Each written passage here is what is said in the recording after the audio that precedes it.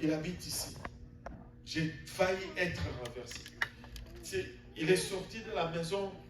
Je pensais que c'était...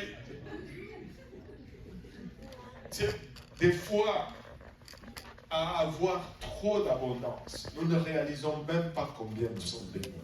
Nous sommes bénis. Nous devons rendre grâce au Seigneur. Amen. Et dans notre abondance, les idées de bénédiction commencent à changer. Pour certains, être béni, c'est avoir une voiture de luxe, une maison plus grande avec cour à l'arrière. Pour d'autres, c'est d'avoir un bateau. C'est d'avoir un bateau. Quand tu es rendu là, c'est que tu es vraiment bien. Maintenant, laissez-moi vous dire que la plus grande bénédiction, c'est d'être sauvé. La vie ici-bas n'est que temporaire. Et tout ce que nous possédons, nous devons comprendre que tout ce que nous avons n'est que temporaire. Tout ce que nous avons, nous allons le laisser en arrière. Alléluia.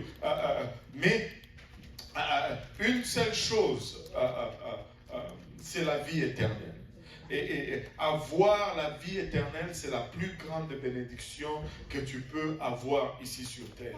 Et arriver à une place où tu réalises que tu es pécheur, tu entends l'évangile du Seigneur Jésus-Christ qui est venu et qui a donné sa vie pour que nous puissions être sauvés, et que tu te répandes de tes péchés et que tu te fasses baptiser au nom de Jésus-Christ. Et si tu es là et que tu n'es pas encore baptisé au nom de Jésus, nous avons l'eau, nous avons des vêtements de rechange pour que tu puisses le faire aujourd'hui. Et tu te fais baptiser en son nom et que tu reçoives le don du Saint-Esprit avec l'évidence de parler en langue. Et ça te donne cette puissance de la résurrection. Et c'est ce qui te donne accès à la vie éternelle. Et c'est là la plus grande bénédiction que tu puisses avoir ici sur cette terre. Maintenant, nous avons notre concept de la bénédiction. Mais Jésus avait aussi sa compréhension de la bénédiction. Et il a enseigné sur la bénédiction. Et c'est le tout premier enseignement qu'il a fait. Et c'est ce que nous sommes en train de regarder dans cette série. Et quand il a enseigné sur la bénédiction, nous l'avons constaté jusqu'à présent que sa conception de la bénédiction est littéralement contradictoire à notre conception. C'est que lui regarde comme bénédiction, nous le regardons comme problème.